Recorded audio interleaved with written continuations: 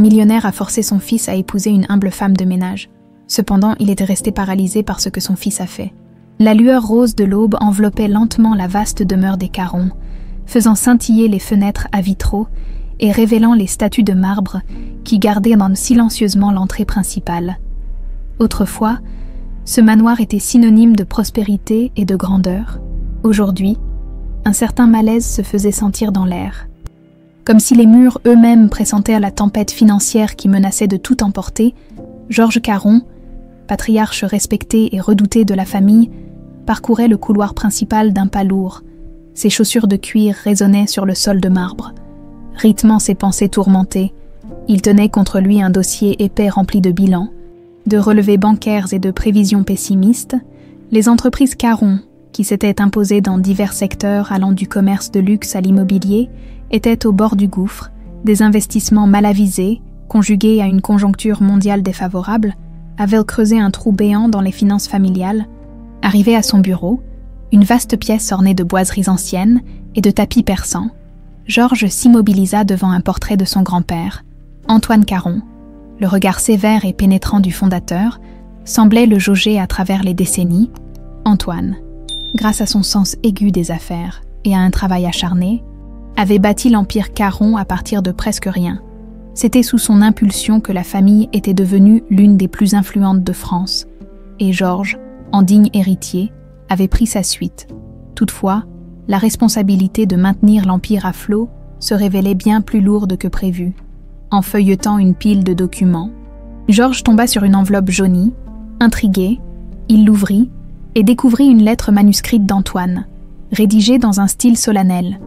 Les phrases, quoique datées, étaient claires. Une partie substantielle de la fortune familiale avait été mise en réserve, accessible uniquement sous certaines conditions précises. À la lecture de ces mots, Georges sentit son cœur se serrer. Jamais encore il n'avait entendu parler de ce fonds secret. Selon la lettre, cet argent ne pourrait être débloqué que si le fils unique du patriarche, donc Benoît, dans la génération actuelle, se mariait avec une femme issue d'un milieu modeste. Antoine insistait sur le fait qu'une telle union symboliserait un retour aux valeurs d'humilité et de persévérance. Des qualités qui avaient en fait la grandeur de la famille Caron autrefois. Georges relut plusieurs fois le passage concerné, tentant de comprendre la logique derrière cette clause inédite. Aux yeux de son grand-père, la richesse ne trouvait sa véritable raison d'être que si elle était associée à la bonté, au courage et à la capacité de comprendre ceux qui possèdent de moins, connaissant Benoît, un jeune homme habitué à la vie mondaine et aux soirées dans des clubs huppés. Georges se demanda comment il pourrait expliquer l'importance de ce mariage arrangé. Il savait que son fils ne prendrait pas la nouvelle avec sérénité. Le lendemain matin, tandis que le manoir s'éveillait sous le chant timide des oiseaux, Georges convoqua Benoît dans son bureau. Le jeune homme entra, vêtu d'une chemise de marque à moitié déboutonnée et arborant un air encore marqué par la fatigue de la soirée précédente. Il remarqua l'inquiétude sur le visage de son père, mais conserva son attitude désinvolte. « J'espère que tu as une bonne raison de me réveiller si tôt », lança-t-il à Georges, qui l'invita à s'asseoir. Le patriarche ne perdit pas de temps en préambule. Il exposa d'abord la situation financière désastreuse, ce qui fit soupirer Benoît.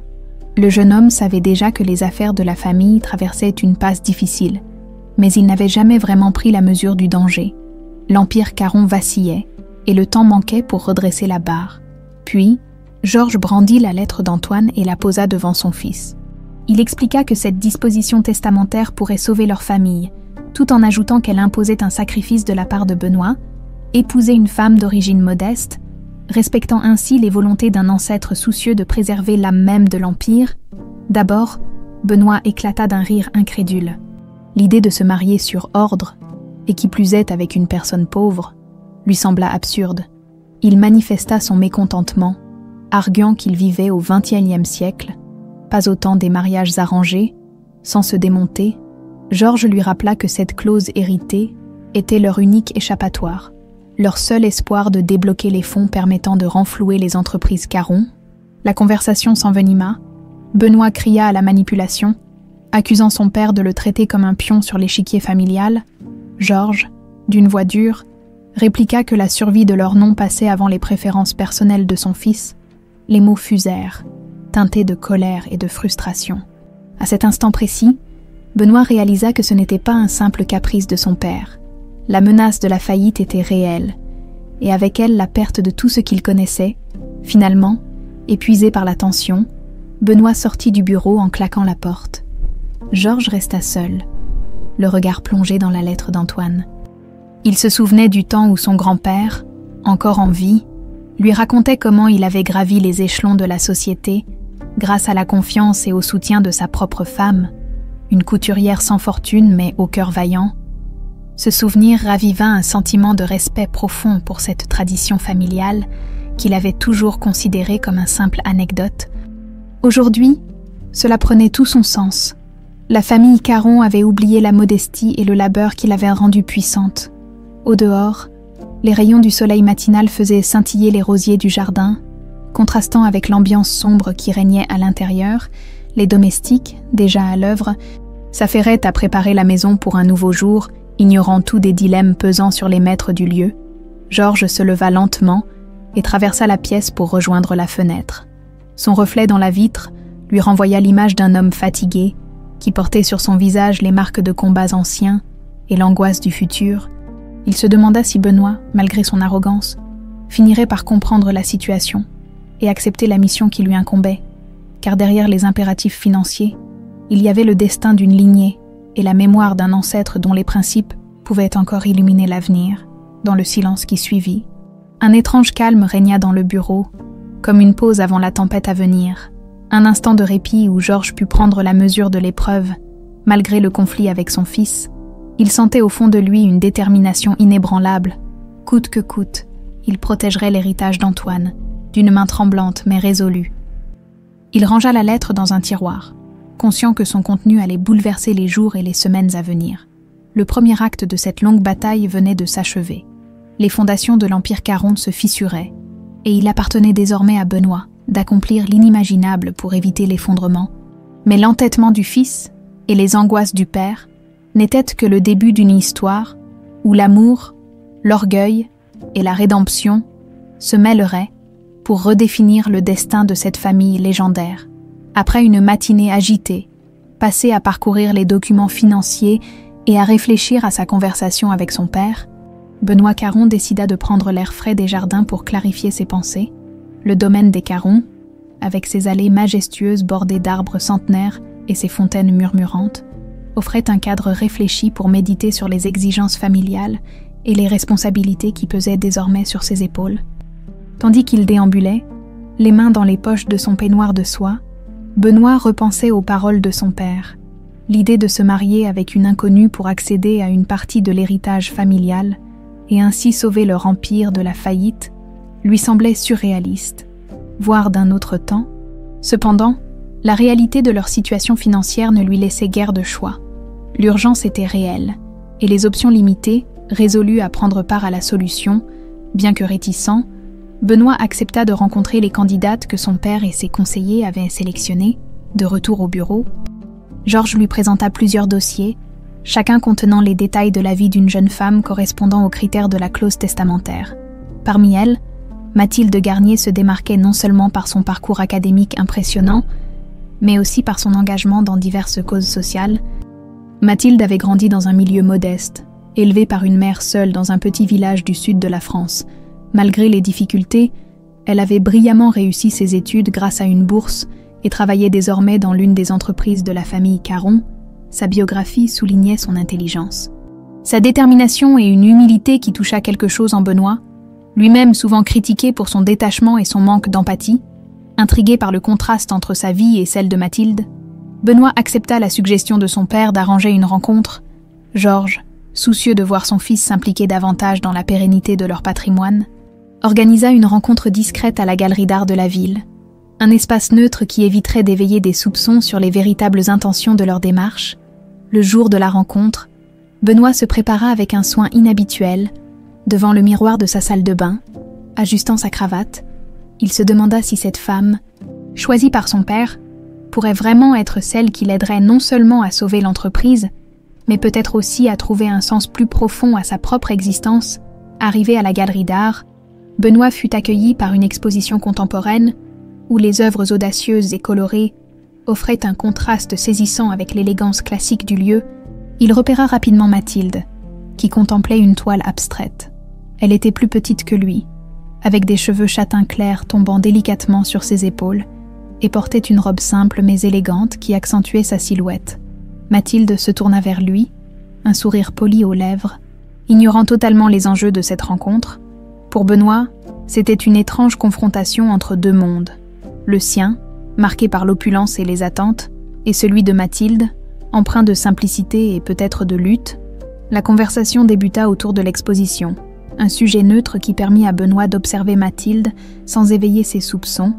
Elle parlait avec passion de l'art, de son impact sur la société, et de son propre engagement envers des projets communautaires, révélant une profondeur et une sincérité que Benoît trouvait à la fois impressionnantes et intimidantes au fur et à mesure que l'après-midi avançait.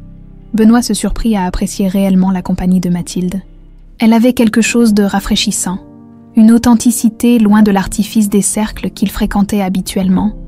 Cette première rencontre, initialement conçue comme une formalité, devenait un moment de révélation pour Benoît, qui commençait à entrevoir en Mathilde non seulement une partenaire potentielle pour respecter les volontés de son arrière-grand-père, mais peut-être aussi une véritable compagne, capable de le comprendre et de partager une vie nouvelle, différente de tout ce qu'il avait imaginé.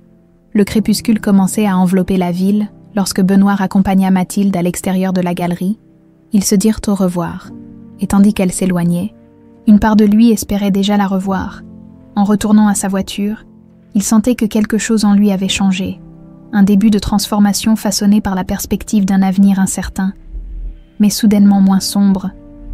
Les premiers rayons du soleil traversaient les lourds rideaux de la chambre de Benoît Caron, illuminant le désordre laissé la veille, dossiers épars, chemise froissée, et, sur la table de chevet, un carnet dans lequel il avait pris quelques notes tard dans la nuit, depuis leur première rencontre à la galerie d'art. Le souvenir de Mathilde ne quittait plus son esprit. Il oscillait entre la certitude qu'elle était la candidate parfaite pour satisfaire les conditions du testament et un sentiment de trouble qu'il peinait à s'avouer après tant d'années à fréquenter un entourage superficiel. La sincérité et la simplicité de Mathilde le bouleversaient bien plus qu'il ne le laissait paraître. Au rez-de-chaussée, Georges attendait déjà son fils dans la salle à manger d'apparat, une table longue, ornée de vaisselle en argent et de bouquets de fleurs fraîches, reflétait la tradition d'opulence de la famille Caron. D'habitude, ces petits déjeuners solennels étaient expédiés en quelques minutes, Benoît se contentant d'un café avant de filer en ville. Mais ce matin-là, le patriarche avait insisté pour discuter des avancées concernant la clause et la perspective de ce mariage arrangé. « As-tu réfléchi à la suite, Benoît ?» demanda Georges, en posant sa tasse de thé. « J'y ai longuement pensé, » répondit le jeune homme, cherchant ses mots. « J'aimerais la revoir. » Le regard de Georges se fit plus attentif. Jamais il n'aurait cru son fils capable d'une telle détermination, encore moins d'une volonté d'approfondir une relation avec quelqu'un d'extérieur à leur cercle privilégié. Pourtant, c'était précisément ce que réclamait le testament du grand-père de Georges, revenir aux valeurs de modestie et de travail, symbolisées par une union avec une personne issue d'un milieu simple. « Organisons quelque chose de discret », reprit Georges. « Un dîner au manoir, dans l'un des salons privés. Ainsi, vous pourrez parler sans que les domestiques ne colportent des rumeurs. » Benoît acquiesça d'un signe de tête. Malgré son attitude souvent nonchalante, il ressentait un mélange d'excitation et d'anxiété. À ses propres yeux, cette seconde rencontre serait décisive. Devait-il se montrer franc avec Mathilde sur les véritables raisons de ce rapprochement, ou conserver encore un temps le mystère? De crainte de la choquer, 3 jours plus tard, le fameux dîner fut organisé. Mathilde reçut une invitation manuscrite, livrée à son appartement du centre-ville par un coursier discret. Curieuse, intriguée mais aussi un peu inquiète, elle accepta la proposition. Lors de leur premier échange, Benoît lui était apparu comme un homme différent de l'image publique qu'il renvoyait. Moins hautain, davantage à l'écoute, elle ignorait encore tout des coulisses de cette manœuvre familiale, mais quelque chose la poussait à en savoir plus. Le soir venu, Mathilde se présenta devant le manoir Caron, vêtue d'une robe sobre, d'un bleu nuit qui soulignait la finesse de sa silhouette. L'architecture imposante du lieu, avec ses colonnades et ses jardins éclairés, ne manqua pas de l'impressionner. Un majordome l'accueillit, la conduisant à travers un labyrinthe de couloirs et de pièces richement décorées jusqu'à un petit salon privé. Benoît l'y attendait, nerveux malgré lui. Il s'était vêtu d'un costume gris anthracite, élégant sans être trop formel. À sa vue, Mathilde sourit poliment, et le jeune homme se sentit submergé par un mélange de soulagement et de joie inattendue.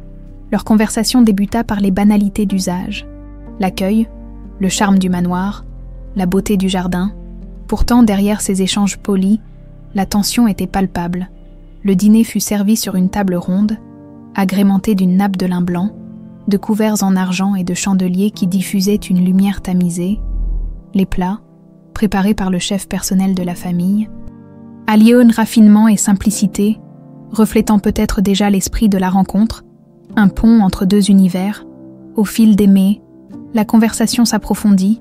Mathilde raconta son enfance dans un petit village de province, ses études qu'elle avait poursuivies avec acharnement grâce à une bourse, puis son arrivée dans l'une des entreprises Caron, où elle occupait un poste modeste mais stable. Benoît l'écoutait attentivement, réalisant peu à peu à quel point leur vie avait suivi des chemins divergents.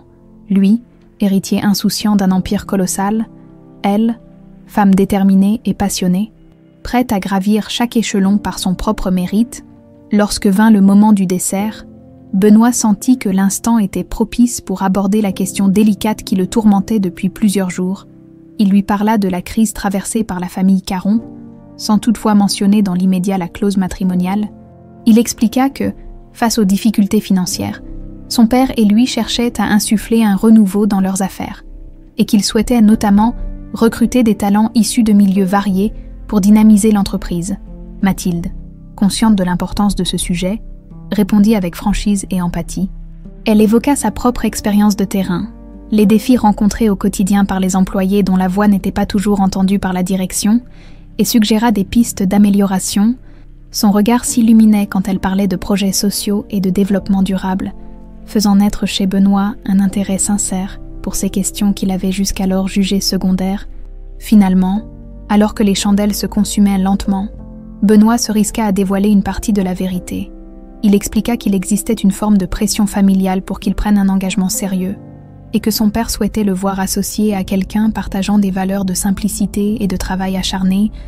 Sans entrer dans le détail de la clause du testament, il fit comprendre à Mathilde que cette relation dépassait le cadre ordinaire d'une idylle. Elle était liée à un enjeu majeur pour la pérennité de l'entreprise familiale. Mathilde l'écouta en silence, ses traits se figeant peu à peu. Elle ne comprenait pas encore toute l'étendue du problème, mais percevait qu'il y avait là quelque chose de bien plus important que ce simple dîner. Elle posa quelques questions sur la nature exacte de ces pressions familiales, et Benoît, gêné, répondit vaguement en assurant qu'il s'agissait d'une situation complexe. Saisissant l'attention, il proposa de sortir prendre l'air dans le jardin. Sous le ciel nocturne, ils déambulèrent parmi les statues et les haies parfaitement taillées, échangeant des réflexions plus personnelles. Mathilde reconnut apprécier la compagnie de Benoît, tout en sentant naître une légère méfiance face à ces mystères qu'il ne révélait pas encore. Benoît, de son côté, éprouvait un soulagement de lui avoir avoué une partie de la vérité, bien que le sujet principal, le mariage arrangé, demeurait encore inabordé. Au terme de cette promenade, ils se séparèrent sur une note ambiguë, un mélange de connivence naissante et d'interrogations non résolues. Benoît regarda Mathilde s'éloigner dans l'allée pavée, partagée entre la crainte de la perdre en dévoilant trop vite les clauses du testament et l'angoisse de la décevoir s'il tardait à tout lui avouer. Lorsque Mathilde quitta finalement le domaine, elle ressentit un tourbillon d'émotions contradictoires. Elle avait découvert un homme bien plus complexe que le stéréotype du riche héritier insouciant. Pourtant, elle ne pouvait se défaire de l'impression que quelque chose d'essentiel lui échappait, comme un secret enfoui au cœur de cette famille puissante. Ainsi s'achevait ce deuxième rendez-vous, qui laissait présager que la suite de leur histoire serait marquée par des révélations bien plus profondes.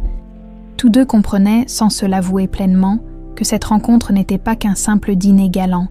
C'était un pas décisif dans un jeu bien plus vaste, où se croisèrent le destin d'une famille, les intérêts d'un empire financier et des sentiments naissants encore fragiles. Les jours qui suivirent la confession de Benoît à Mathilde, celle-ci se retrouva dans un tourbillon d'émotions contradictoires. D'un côté, elle était touchée par la sincérité apparente de Benoît. par sa façon de lui confier une partie de l'histoire familiale et les enjeux cruciaux liés au testament de son arrière-grand-père, de l'autre, elle ne pouvait ignorer le fait que sa vie basculerait si elle acceptait de jouer ce rôle d'épouse dans un mariage dicté par des impératifs financiers et familiaux. Ce dilemme éveillait en elle une angoisse latente, qu'elle s'efforçait de canaliser en se concentrant sur son travail et ses proches. Dans l'une des filiales du groupe Caron où Mathilde occupait un poste de comptable, le rythme effréné des bilans trimestriels suffisait à peine à calmer son esprit. Entre deux dossiers, elle repensait à la soirée passée dans son petit appartement en compagnie de Benoît. Malgré la gêne initiale, elle l'avait trouvé attentif, voire vulnérable, lorsqu'il avait évoqué ses craintes. L'homme arrogant et distant qu'elle imaginait appartenir à la haute société semblait laisser place à une personnalité plus nuancée, plus soucieuse des autres qu'il ne le montrait habituellement. En parallèle, au manoir Caron, Benoît vivait également dans une tension constante. Son père, Georges, le pressait chaque jour de concrétiser l'accord qui leur permettrait de débloquer les fonds nécessaires au sauvetage de l'empire familial. Cependant, Benoît refusait de précipiter les choses. Il avait promis à Mathilde de bâtir avec elle quelque chose d'honnête, de réel, loin d'un simple pacte dicté par des chiffres et des clauses juridiques. « Si tu veux mon avis, Benoît, tu prends un risque », lui rappela Georges, le ton grave, au cours d'un déjeuner dans la vaste salle à manger du manoir. « Plus tu attends, plus la faillite se rapproche. Père, je l'entends bien, mais je ne peux pas forcer Mathilde à se lier à moi sans qu'elle soit prête. Je veux qu'elle dise oui parce qu'elle le désire, pas seulement parce qu'elle se sent obligée. » Le visage de Georges se durcit, révélant sa frustration. Il savait, au fond, que la sincérité de Benoît envers Mathilde était la clé pour que cette union fonctionne réellement, non seulement pour satisfaire la clause testamentaire, mais aussi pour l'avenir de la famille. Pourtant, l'urgence financière lui faisait craindre que ce délai leur soit fatal. Dans un élan d'initiative, Benoît proposa à Mathilde de passer quelques jours hors de la ville, afin de s'éloigner de la pression constante et d'apprendre à mieux se connaître. Il choisit un lieu qu'il appréciait depuis l'enfance, une petite maison de campagne appartenant à un oncle éloigné, nichée dans un village pittoresque entouré de champs de tournesol. Mathilde, hésitante au départ, accepta finalement l'idée de quitter temporairement l'environnement de la ville. Les couloirs austères de son bureau et le poids qui pesait sur ses épaules la tentaient. Elle espérait que ce court séjour lui permettrait d'y voir plus clair. Le voyage dura quelques heures en voiture. Ponctué de conversations tantôt légères, tantôt sérieuses, Benoît raconta à Mathilde des anecdotes de son enfance, rappelant les moments où son grand-père l'emmenait en promenade dans la nature pour lui apprendre la valeur du travail et de la persévérance. Lorsqu'il fallait entretenir la maison ou les terrains, à mesure qu'il parlait, Mathilde le voyait sous un jour nouveau.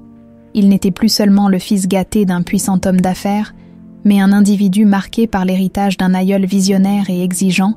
Lorsqu'ils arrivèrent au village, la simplicité du décor les charma immédiatement. Des volets colorés, des ruelles pavées, une église ancienne qui sonnait toutes les heures. Loin du luxe ostentatoire de la capitale, Benoît paraissait lui-même plus détendu, comme s'il retrouvait un fragment de son passé. La petite maison, entourée d'un jardin sauvage où poussaient de quelques roses et un vieux cerisier, exhalait une atmosphère sereine. Mathilde s'installa dans l'une des chambres d'amis, posant sa valise près d'un lit en bois massif, avant de rejoindre Benoît dans la cuisine, où il tentait, non sans maladresse, de préparer un café. « Je ne suis pas aussi doué que je le voudrais dans les tâches quotidiennes, » avoua-t-il, l'air un peu penaud. « Chez moi, tout est pris en charge par le personnel. Je réalise à quel point j'ai encore à apprendre pour vivre. Normalement. » Mathilde esquissa un sourire, amusée. Elle lui proposa son aide, et ensemble, ils réussirent à concocter un café plus que correct, qu'ils savourèrent en discutant longuement. Les heures passèrent, rythmées par leurs confidences. Mathilde parla de sa mère, de son enfance difficile, de ses rêves modestes. Benoît écoutait sans interrompre, conscient de la chance qu'il avait de plonger ainsi dans l'intimité de la femme qu'il espérait bientôt convaincre de partager sa vie. Le lendemain, ils parcoururent le village à pied, saluant les habitants qui reconnaissaient parfois le nom Caron, mais ne faisaient pas de vagues. L'anonymat relatif leur permit de se comporter comme un couple ordinaire. Ils achetèrent du pain à la boulangerie, goûtèrent des confitures artisanales au marché, prirent un verre à la terrasse d'un petit café. Chaque moment renforçait leur complicité naissante, loin du cadre rigide et intéressé de la haute société. Un soir, assis sur le banc du jardin en regardant le soleil se coucher, Mathilde osa poser la question qui la hantait depuis leur départ.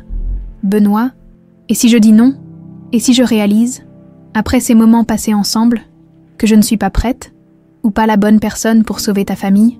Le jeune homme baissa la tête, fixant un instant les brins d'herbe. « Alors je respecterai ta décision, » répondit-il d'une voix posée, bien que légèrement tremblante. « Ça me briserait le cœur. Mais je ne peux pas te forcer à une vie que tu ne veux pas. Je veux que cette union, si elle se fait, soit fondée sur la confiance et une certaine forme d'amour. Je sais qu'on n'y est pas encore, mais j'aimerais y croire. » Mathilde effleura la main de Benoît. Elle percevait sa sincérité, et cela la bouleversait. Personne jusqu'alors n'avait tenu à la placer au centre d'un choix aussi déterminant. D'ordinaire, elle faisait toujours passer les autres avant elle-même, sa mère, ses collègues, ses amis. Or, il s'agissait cette fois d'une décision qui orienterait non seulement l'avenir de Benoît et du groupe Caron, mais aussi le sien propre. Les jours passèrent rapidement dans le petit village, et à mesure que l'échéance de leur retour approchait, Mathilde se sentait de plus en plus investie d'une mission qu'elle n'avait pas choisie, mais qui semblait l'appeler. Son attachement pour Benoît grandissait, de même que son empathie pour la situation délicate de cette famille autrefois si puissante. Désormais fragilisée, au moment de reprendre la route vers la ville, une évidence s'imposa à elle. Elle donnerait à cette proposition reluctante une véritable chance, à condition de conserver son indépendance et de construire avec Benoît une relation honnête, basée sur un respect mutuel. L'incertitude persistait quant à la suite, mais elle sut qu'elle ne pouvait plus se contenter de demeurer spectatrice de son propre destin. Alors qu'ils s'installèrent dans la voiture, Benoît jeta un dernier regard ému à la maison de campagne, se remémorant les sourires partagés et la complicité nouvelle qui avait fleuri entre eux. Sur la route du retour, la conversation fut plus légère, ponctuée de projets simples. Un prochain dîner au restaurant du quartier de Mathilde, une invitation à rencontrer ses amis, et, en filigrane, l'espoir timide que ce mariage, au départ arrangé, puisse se transformer en un engagement sincère. Dans ce chapitre, le doute et la prudence laissent ainsi place à la promesse d'une relation évolutive. Mathilde est désormais plus consciente de ce qui l'attend, et Benoît, par son honnêteté et ses efforts, commence à gagner la confiance de celle qui pourrait sauver à la fois le nom des Caron et son propre cœur. Jusque-là étouffée par les exigences de la haute société, la voiture quittait enfin la petite route départementale pour s'engager sur l'avenue menant au cœur de la ville. Benoît, au volant, jeta un coup d'œil à Mathilde sur le siège passager. Le silence qui régnait entre eux depuis quelques minutes n'était pas lourd. Au contraire, il semblait chargé d'une complicité discrète et de toutes les confidences qu'ils avaient échangées pendant leur séjour à la campagne. Les paysages ruraux s'étaient estompés, cédant la place aux immeubles, boutiques et trottoirs animés. Le retour à la réalité s'imposait. Mathilde, le regard perdu par la vitre, songeait à ce qu'elle venait de vivre. Elle repensait à la maison de campagne, à l'odeur des fleurs sauvages, au bruit des assiettes qu'ils avaient lavées ensemble après le dîner, à la simplicité de ces quelques jours loin de tout protocole. Là-bas, elle avait appris à voir en Benoît un homme curieux de grandir, prêt à remettre en question ses privilèges pour embrasser un quotidien plus authentique. Rien n'était parfait, et les doutes demeuraient, mais elle commençait à entrevoir la possibilité d'une voie commune. En approchant du centre-ville, Benoît ralentit pour s'arrêter devant l'immeuble de Mathilde. Elle le remercia pour le trajet, puis avant de descendre, posa une main légère sur son bras. « J'ai réfléchi à ta proposition, » dit-elle à mi-voix. « Je ne peux pas te donner une réponse définitive pour l'instant, mais j'aimerais qu'on avance, qu'on essaie vraiment de se connaître dans la vie de tous les jours. Ici, pas seulement dans une parenthèse enchantée. » Un sourire illumina le visage de Benoît. « C'est tout ce que je demande, » répondit-il. « Je ferai en sorte de te montrer, au quotidien, qui je suis au-delà du nom Caron. » Mathilde acquiesça, puis sortit de la voiture, tandis qu'elle montait l'escalier de son immeuble. Elle sentit un léger soulagement la gagner. Ils avaient franchi une nouvelle étape. Cependant, au fond d'elle, elle savait que le chemin restait semé d'embûches, à commencer par l'inévitable rencontre avec Georges, le père de Benoît, qu'elle savait intransigeant et pressé d'officialiser la situation. Le lendemain, Mathilde retrouva sa routine professionnelle dans la filiale où elle travaillait. Pourtant, Même en classant des factures ou en compilant des tableaux de chiffres, elle ne pouvait s'empêcher de songer aux conséquences de sa future décision. Son amie et collègue, Laure, remarqua rapidement son air préoccupé. Au moment de la pause, Laure l'entraîna vers la machine à café. « Je te trouve distraite, Mathilde », fit-elle remarquer d'un ton à la fois bienveillant et curieux. « Tu veux en parler ?» Mathilde hésita, consciente qu'elle ne pouvait pas tout révéler, surtout concernant la clause du testament de la famille Caron. Elle se contenta d'évoquer, à mots couverts, une relation naissante, une histoire compliquée avec un homme issu d'un milieu très différent. Eh bien, qui que soit ce mystérieux partenaire, je ne t'ai jamais vu autant réfléchir pour quelqu'un, plaisanta Laure. Fais attention à toi quand même. D'accord. Mathilde la remercia d'un sourire et promit de rester prudente, bien qu'elle ait confiance en son amie. Elle sentait que divulguer trop d'informations pourrait précipiter des rumeurs qui, tôt ou tard, arriveraient aux oreilles de la direction. Or, elle tenait à préserver sa vie privée aussi longtemps que possible. De son côté, Benoît s'était attelé à une autre tâche redoutée, présenter Mathilde à son père. Il connaissait le caractère exigeant de Georges, son regard perçant qui devinait les failles de chacun. Pourtant, la décision de Mathilde de tenter l'aventure valait bien cette épreuve. Il s'exerça mentalement aux arguments qu'il avancerait pour justifier leur rythme prudent et le fait qu'aucune date de mariage n'était encore fixée. « Je veux d'abord être sûr que Mathilde se sente à l'aise, père », déclara-t-il ce soir-là, dans le grand bureau dont les boiseries sombres l'étouffaient presque. « Je ne veux pas la brusquer. Il est déjà incroyable qu'elle accepte de s'impliquer autant. » Georges, assis derrière son imposant bureau, feuilletait un dossier avant de relever ses yeux gris vers son fils. « Je peux comprendre ta prudence, Benoît. Mais n'oublie pas que chaque jour compte. Les créanciers deviennent nerveux, et les finances sont toujours au plus bas.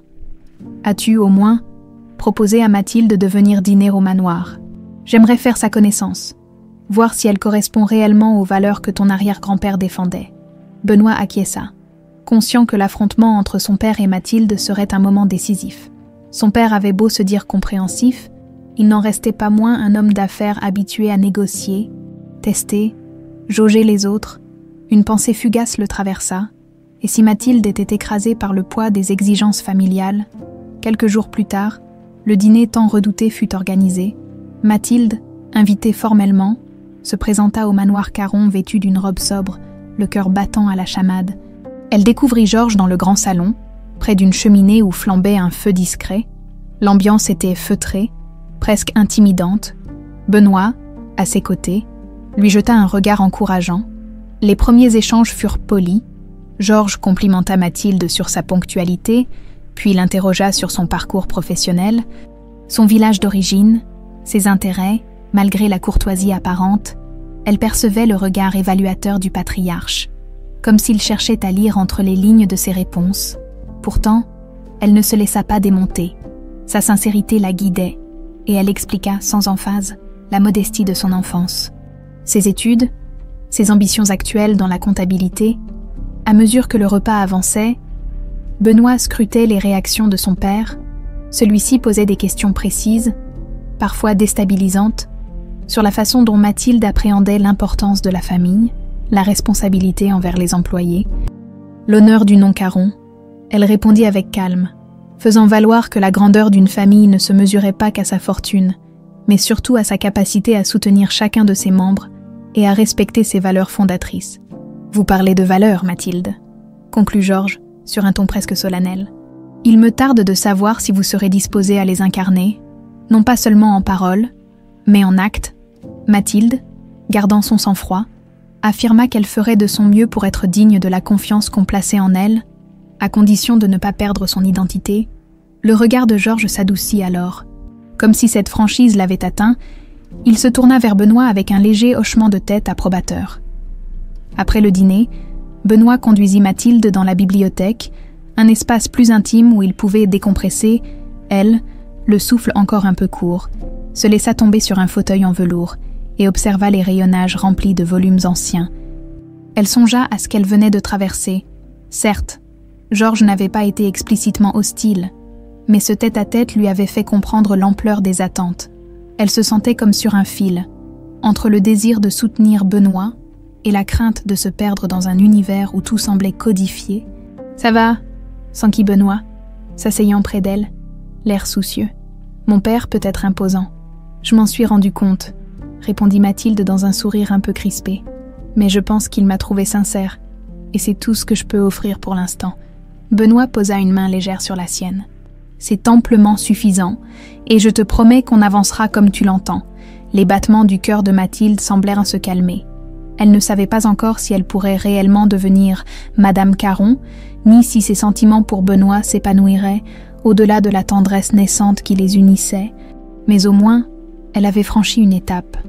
Le patriarche l'avait reçue, il l'avait testée, et elle était toujours là, prête à envisager la suite. Cette soirée scellait le début des premiers engagements concrets dans leur histoire. Désormais, les regards extérieurs se braqueraient sur eux, curieux de voir si cette alliance insolite serait le salut de la dynastie Caron ou une illusion de plus. Pourtant, en dépit de la pression, Benoît et Mathilde ressentaient la même conviction. Ils voulaient tenter leur chance, ensemble, dans l'espoir de transformer ce mariage arrangé en un engagement sincère et qui sait, peut-être, en un amour à la hauteur de leurs espérances.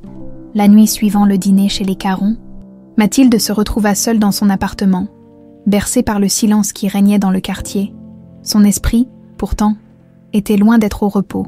Les paroles de Georges Caron résonnaient encore dans sa tête, tout comme les regards que Benoît lui lançait de temps à autre durant la soirée, empreints d'un mélange d'appréhension et d'espoir. Elle sentait peser sur ses épaules, non seulement le futur de la famille Caron, mais aussi le sien propre. Elle se leva de son lit et se dirigea vers la petite fenêtre de sa chambre. Dehors, la ville était tranquille. Les lumières des lampadaires dessinaient des ombres douces sur les trottoirs. Mathilde prit une profonde inspiration et se rappela les paroles rassurantes de Benoît après le dîner, lorsqu'il lui avait promis qu'ils avanceraient à son rythme. Cet engagement, bien que léger, lui donnait le courage d'envisager la suite. Les jours qui suivirent furent un mélange de routine habituelle et de rencontres avec Benoît. Ils se voyaient régulièrement, tantôt pour des promenades discrètes dans des parcs, tantôt pour des cafés matinaux avant le travail. Chaque rencontre les rapprochait davantage, tissant entre eux des liens de confiance et de compréhension mutuelle. Un après-midi, alors qu'ils se promenaient le long des quais de la Seine, Benoît s'arrêta brusquement. Il regarda Mathilde avec une intensité nouvelle, comme s'il avait pris une décision importante. « Mathilde, » dit-il d'une voix douce mais ferme, « je pense qu'il est temps pour nous de discuter plus sérieusement de notre avenir.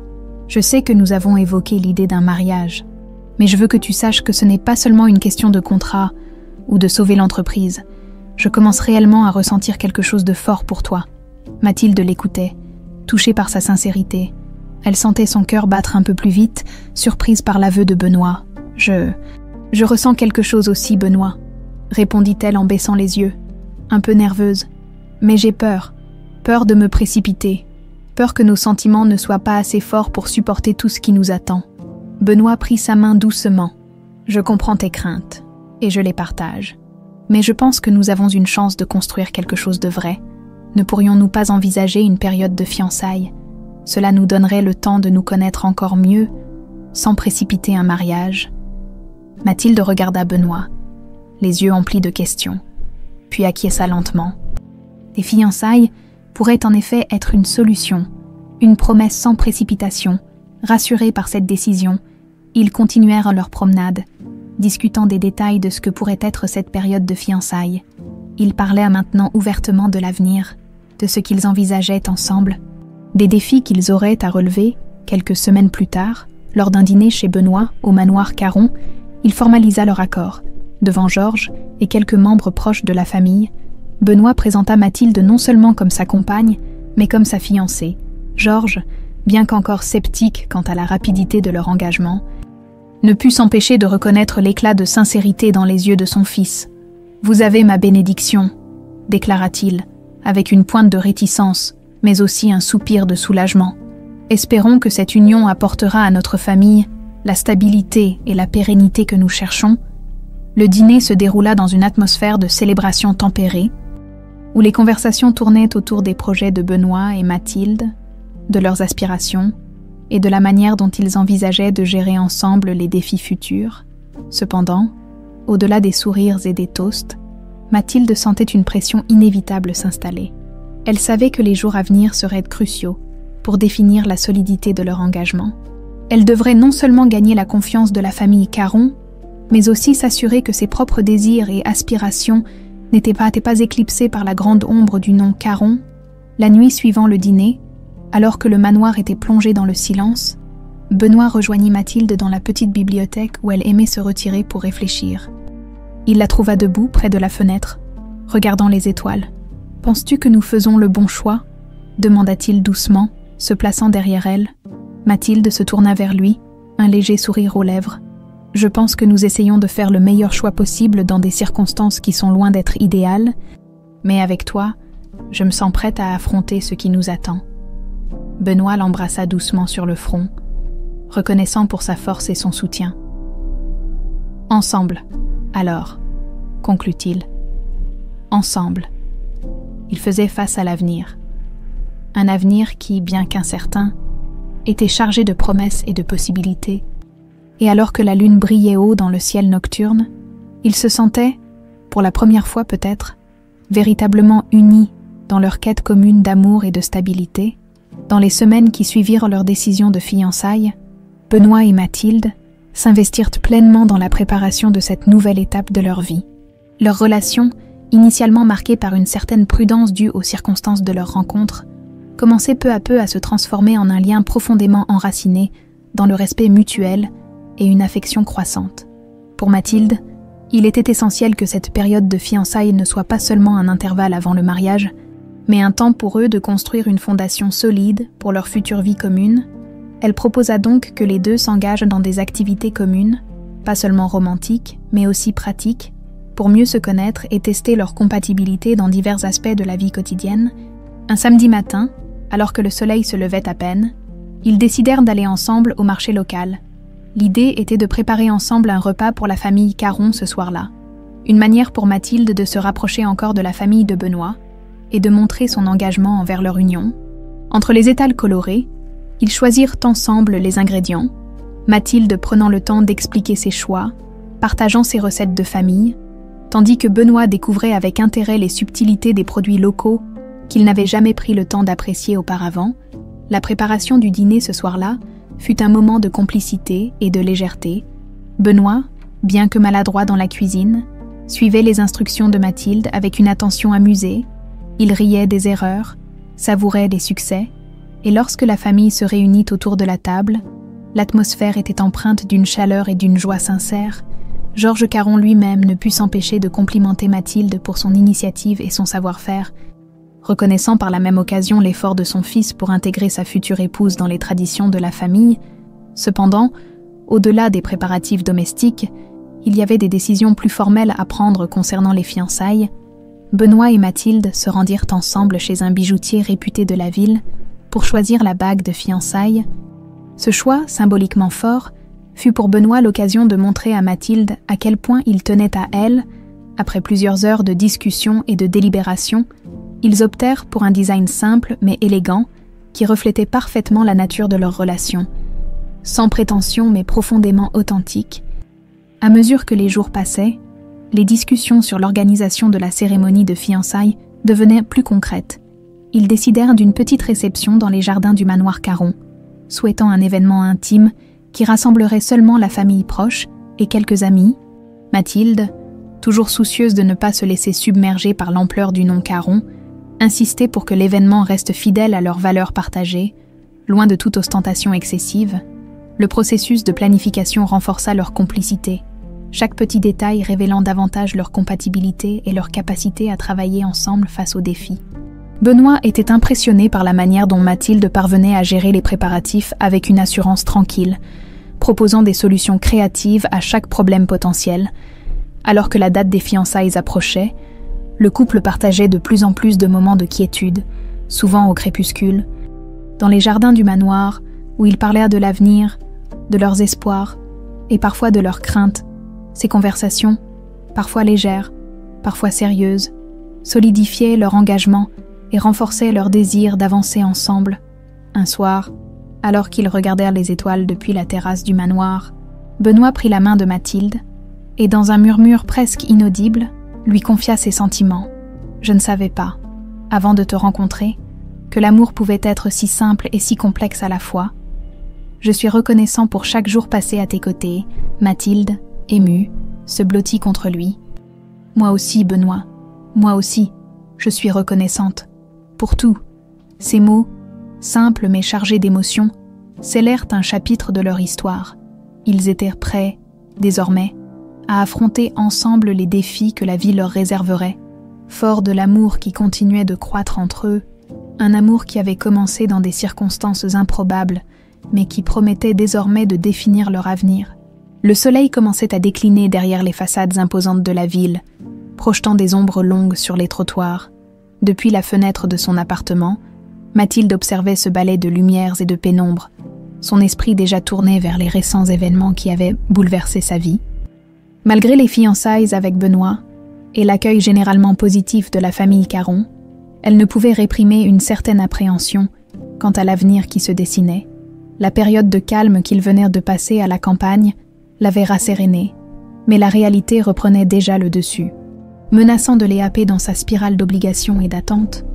Ce soir-là, Benoît devait la rejoindre après une réunion prolongée avec les dirigeants de l'entreprise familiale.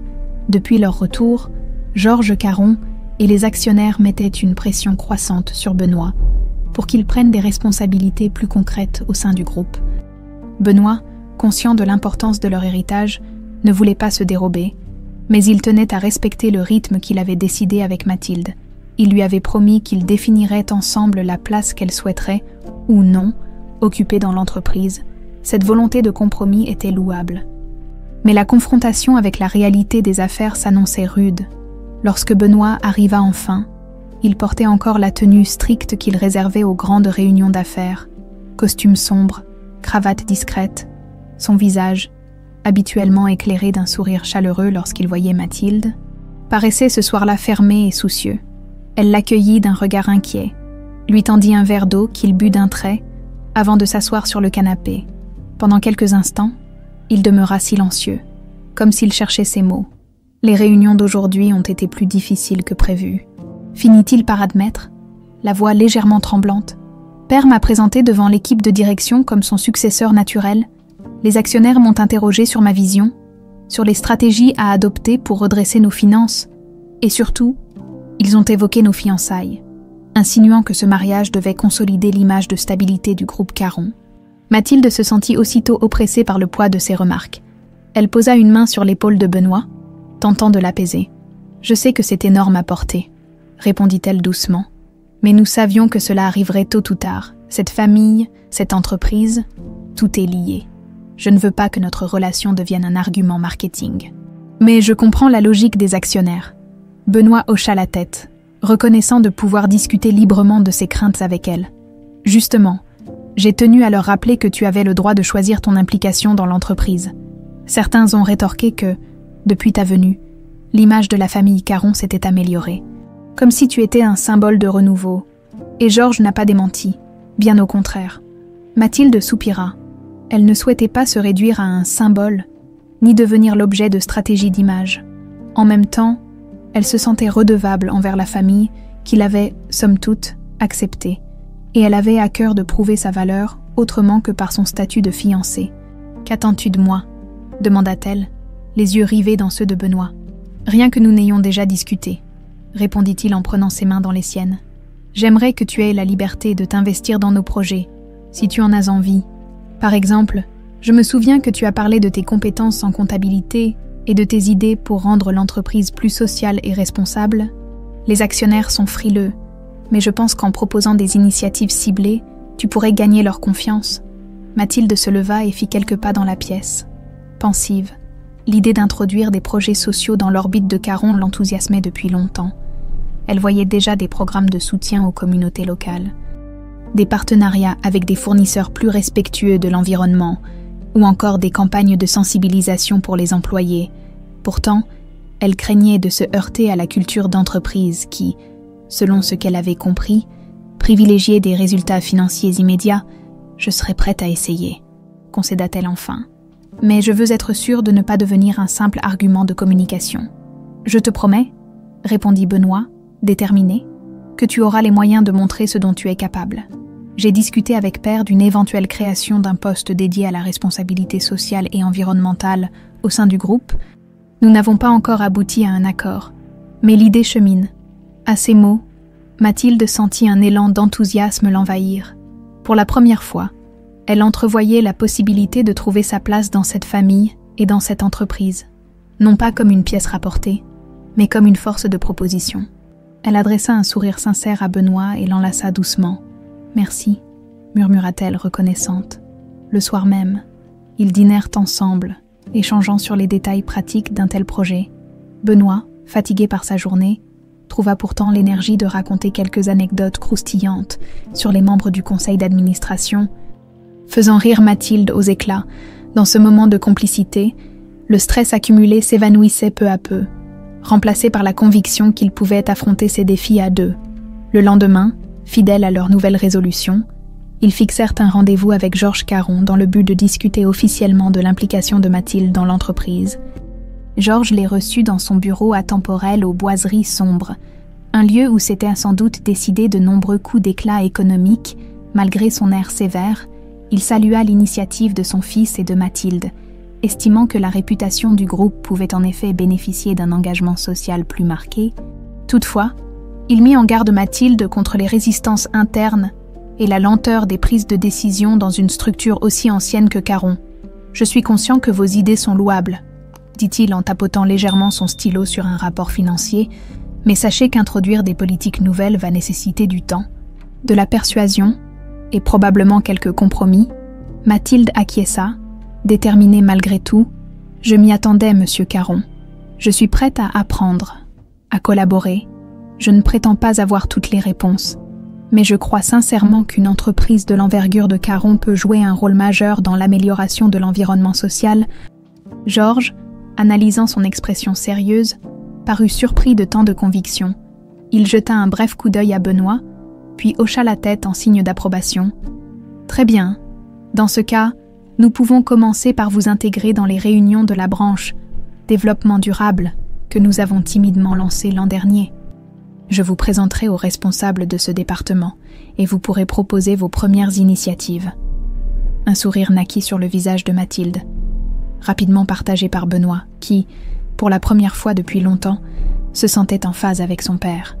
Ainsi, ce chapitre s'achevait sur une note d'espoir. Loin de se laisser écraser par les pressions familiales et professionnelles, Benoît et Mathilde semblaient trouver un chemin qui reflétait leurs valeurs communes. Leur relation s'en trouvait fortifiée, nourrie par cette certitude qu'ensemble, ils pourraient transformer les défis en opportunités et continuer à bâtir. Jour après jour, la vie à laquelle ils aspiraient tous deux, après le succès initial de la présentation de Mathilde au conseil d'administration, le couple ressentit un mélange d'euphorie et de prudence. Les défis ne manquaient pas, mais la victoire de Mathilde renforçait leur espoir commun de pouvoir influencer positivement l'avenir de l'entreprise Caron. Mathilde, encouragée par son succès, redoubla d'efforts pour mettre en place les premières phases de son projet de recyclage amélioré. Elle passait de longues heures au bureau, analysant des données, rencontrant des experts en durabilité et négociant avec des fournisseurs de technologies vertes. Son dévouement était palpable. Et elle devenait rapidement une figure respectée parmi les employés de l'entreprise. Benoît, quant à lui, veillait à ce que les efforts de Mathilde soient reconnus à leur juste valeur, non seulement comme des contributions personnelles, mais aussi comme des initiatives stratégiques pour l'avenir de Caron. Cependant, l'enthousiasme initial se heurtait parfois à la réalité des résistances internes. Certains cadres supérieurs et membres influents du conseil, habitués aux anciennes méthodes de fonctionnement, exprimaient ouvertement leur scepticisme quant à l'impact financier des innovations écologiques. Mathilde devait régulièrement justifier la pertinence de chaque proposition, prouvant non seulement leur viabilité environnementale, mais aussi leur rentabilité à long terme. Un jour, Mathilde fut convoquée à une réunion impromptue avec Georges Caron et plusieurs actionnaires clés dans la salle de conférence.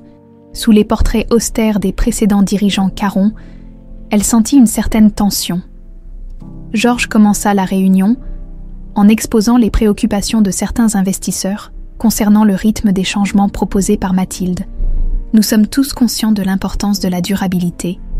Mathilde, mais nous devons aussi prendre en compte les réalités économiques. Les actionnaires sont inquiets, et nous devons les rassurer que nous ne compromettons pas la stabilité financière de l'entreprise, déclara Georges d'un ton mesuré. Mathilde écouta attentivement, préparant sa réponse. Elle présenta alors une analyse détaillée. Appuyée par des études de cas d'autres entreprises qui avaient réussi à intégrer des pratiques durables tout en améliorant leurs marges bénéficiaires, elle souligna comment ces changements pourraient, à terme, ouvrir de nouveaux marchés et attirer des clients plus conscients des questions environnementales. « Je comprends vos préoccupations, messieurs », conclut-elle. « Cependant, je suis convaincue que l'avenir de Caron dépend de notre capacité à innover et à nous adapter aux exigences d'un monde qui change. Nous avons une responsabilité envers nos employés, nos clients et notre planète. » Les actionnaires écoutèrent, certains avec une ouverture manifeste, d'autres avec une réserve persistante. Georges, observant l'assurance de Mathilde, sentit un mélange de fierté et d'appréhension. Il savait que l'entreprise devait évoluer, mais chaque décision comportait des risques qu'il devait équilibrer prudemment. Après la réunion, Benoît retrouva Mathilde dans son bureau.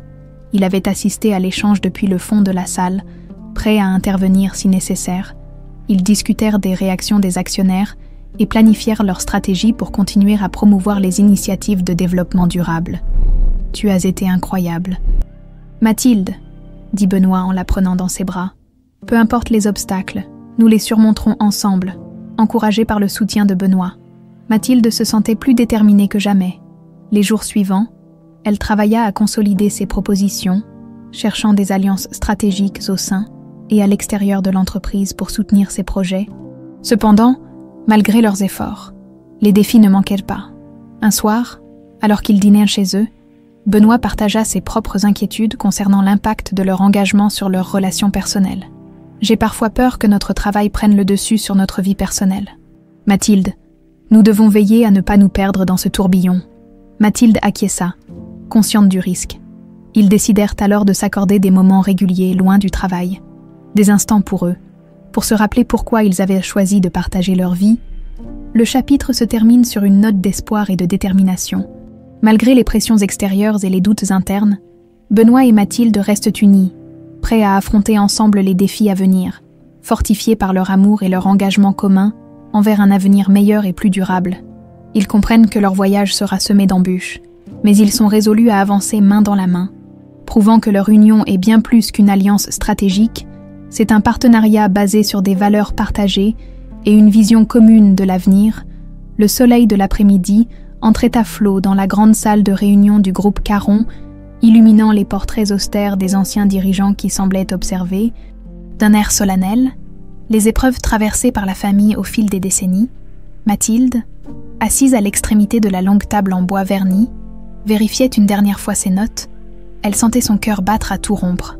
Consciente qu'elle allait devoir défendre son projet de développement durable face à un conseil d'administration de plus en plus divisé.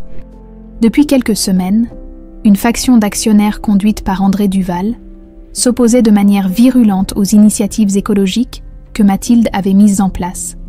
Prétextant des coûts jugés trop élevés et une rentabilité incertaine, ce groupe était parvenu à inscrire à l'ordre du jour un vote crucial. Réduire le budget du département durabilité ou, au contraire, le maintenir et valider officiellement la poursuite des projets de Mathilde. Si ce vote penchait en sa défaveur, ce serait la fin prématurée d'un élan qui semblait pourtant porter ses fruits, tant sur le plan financier que sur l'image publique du groupe Caron. Benoît, installé à ses côtés, glissa discrètement sa main dans la sienne pour lui transmettre un peu de calme. Son soutien indéfectible constituait pour Mathilde une bouffée d'oxygène. Elle se remémorait les soirées tardives passées avec lui, à peaufiner sa présentation, rassembler des chiffres, solliciter des témoignages de partenaires externes, et même de certains employés qui constataient déjà les effets positifs des réformes. « Ne t'inquiète pas », murmura Benoît. « On a tout préparé. Ils verront bien que tes propositions sont viables. » La salle se remplit peu à peu. Georges Caron entra le dernier. Accompagné de plusieurs administrateurs de longue date, son regard se posa sur Mathilde, et elle y lut une forme de respect mêlée à une certaine gravité. Il prenait certainement conscience que ce vote n'était pas simplement un choix budgétaire. Il était aussi question de l'avenir et des valeurs de l'entreprise que sa famille avait fondée il y a plusieurs générations. Quand tout le monde fut installé, le président du conseil d'administration, un homme à la chevelure grisonnante et à l'allure rigide, ouvrit officiellement la séance. Après avoir passé en revue quelques points de gestion courante, il annonça l'ordre du jour tant attendu. Nous allons maintenant discuter de la proposition portant sur la réduction, voire la réorientation des budgets alloués au département durabilité dirigé par Madame Mathilde Garnier. Des chuchotements parcoururent la salle. Mathilde sentit sa gorge se serrer. Ses diapositives, soigneusement préparées, attendaient sur l'ordinateur connecté au projecteur, lorsque le président l'invita à prendre la parole. Elle se leva, essuya rapidement ses mains moites sur sa jupe et se dirigea vers le pupitre. Benoît lui adressa un sourire d'encouragement. « Mesdames et messieurs », commença-t-elle d'une voix qu'elle voulut la plus assurée possible. « Je vous remercie de me donner l'occasion d'exposer aujourd'hui les avancées et les perspectives de notre département durabilité. » Elle déroula alors sa présentation, chiffres à l'appui. Elle montra comment la mise en place d'un programme de recyclage amélioré, soutenu par des technologies de pointe, avait déjà permis de réduire les coûts de gestion des déchets dans plusieurs usines du groupe. Elle expliqua également comment ces initiatives, encore partielles, commençaient à attirer l'attention de clients et de partenaires soucieux de l'empreinte écologique de leurs fournisseurs. À chaque diapositive, Mathilde argumentait avec clarté, soulignant que l'investissement initial paraissait important, mais qu'il allait générer des économies à long terme et renforcer la réputation de la marque Caron. Certains membres du conseil hochèrent la tête en silence, semblant intrigués ou même séduits par ces chiffres. D'autres, à l'instar d'André Duval, gardèrent les bras croisés, le visage fermé. Malgré tout, Mathilde poursuivit, enchaînant avec un témoignage vidéo enregistré par une start-up spécialisée dans la revalorisation de déchets industriels. Partenaire du groupe, le témoignage montrait que la collaboration avec Caron était prometteuse pour tous, tant sur le plan financier qu'environnemental. Lorsque Mathilde conclut sa présentation, un silence régna dans la salle. Elle retourna s'asseoir près de Benoît, essayant de reprendre son souffle. Le président ouvrit alors la séance de questions-réponses. Comme elle s'y attendait, André Duval fut le premier à s'exprimer, émettant des doutes sur la fiabilité des prévisions financières et accusant Mathilde de surestimer la demande des consommateurs en matière de produits verts. Mais elle répliqua point par point, appuyée de temps en temps par Benoît, qui mit en avant la nécessité stratégique de ne pas rater le virage de la durabilité, sous peine de perdre des parts de marché face à des concurrents plus innovants. À la fin des échanges, l'heure du vote arriva. Le président passa un formulaire à chaque membre pour un vote anonyme. Selon les règles internes du conseil, Mathilde sentit son cœur s'emballer, tandis qu'elle les regardait cocher leurs cases. Chaque trait de stylo semblait durer une éternité. « Avez-vous tous voté ?» demanda finalement le président. Dans un silence palpable, il récupéra les bulletins et les transmit à un assistant chargé de les dépouiller à la vue de tous. Pendant ce laps de temps, Mathilde osa à peine regarder Benoît, de crainte de laisser transparaître son inquiétude. Il lui effleura le bras, un geste discret pour la rassurer. Les secondes semblèrent se dilater. Puis l'assistant annonça le résultat. Sur le total des voix, la majorité s'est prononcée en faveur du maintien et de l'extension du budget du département durabilité. Un léger brouhaha parcourut l'assemblée. Mathilde ferma les yeux un instant, retenant un soupir de soulagement. Benoît ne put dissimuler un sourire de victoire. Georges Caron, bien que gardant son air grave, hocha la tête en signe d'approbation.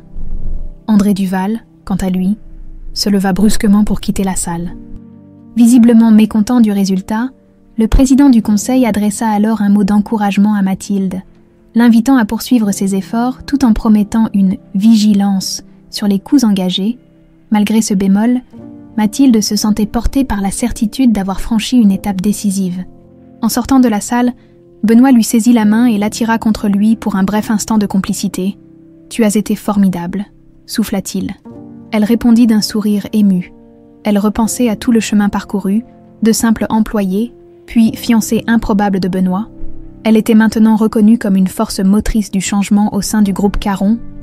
Tout n'était pas gagné, mais cette victoire l'encourageait à poursuivre, à croire que la modernisation et la tradition pouvaient coexister, et que son amour avec Benoît avait définitivement trouvé un sens dans cette dynamique familiale et professionnelle.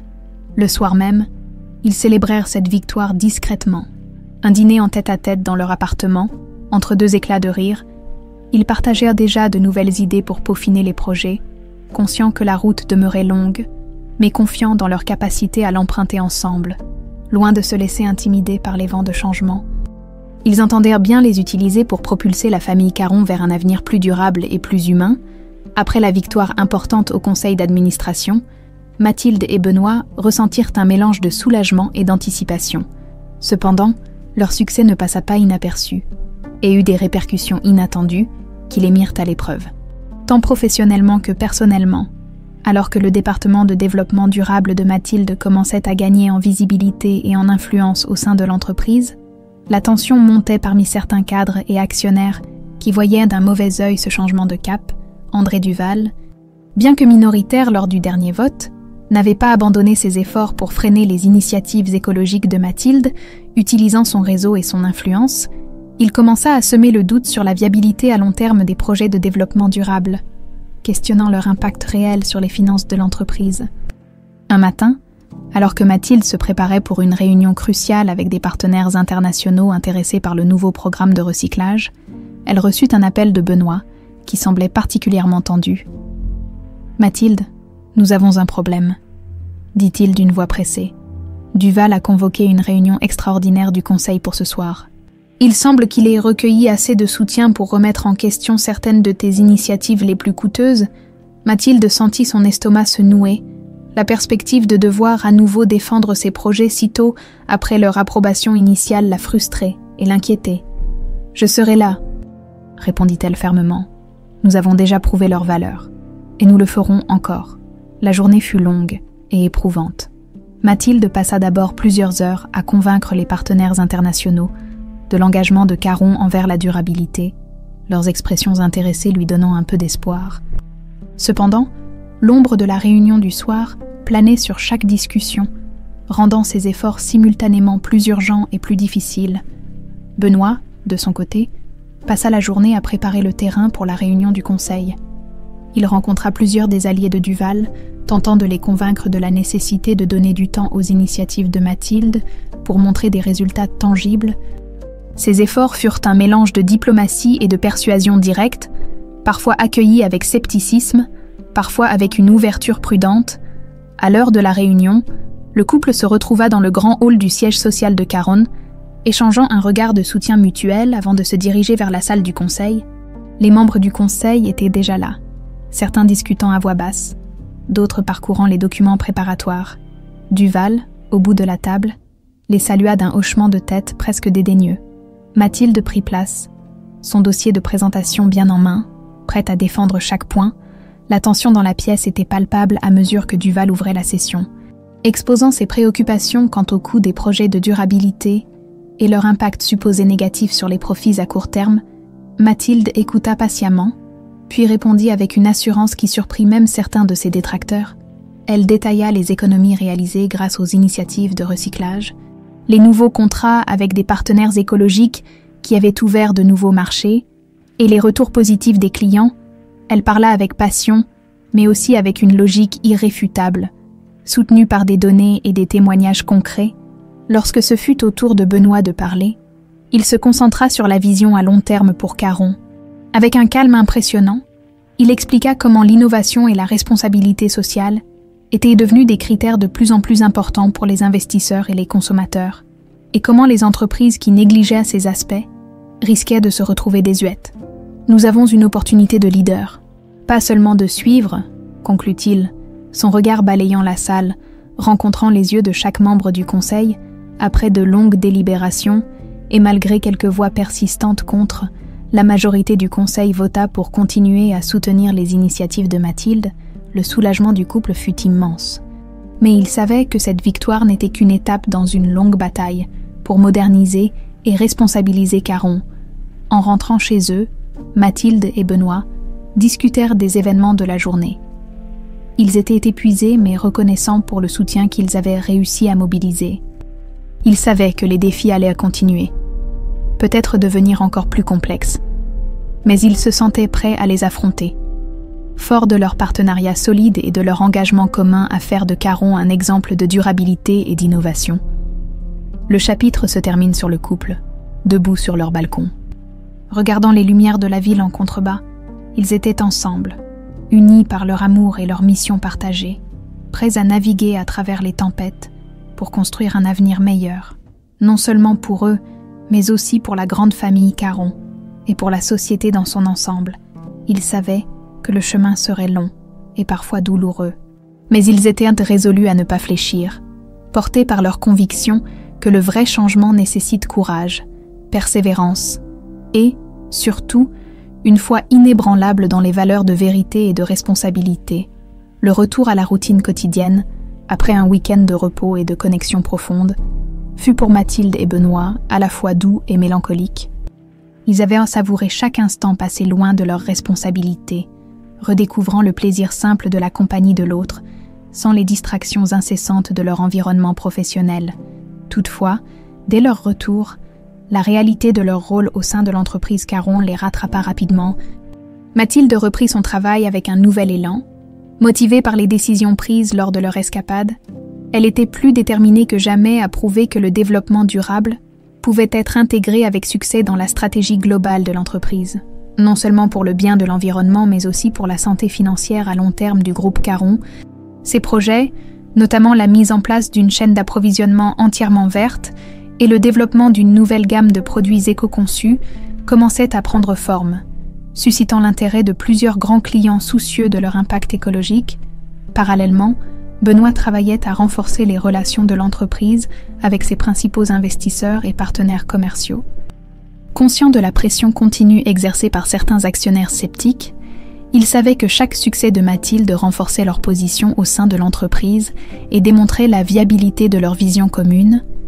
Il passait de longues heures à préparer des présentations, à organiser des rencontres et à discuter stratégie, souvent jusqu'à tard dans la nuit.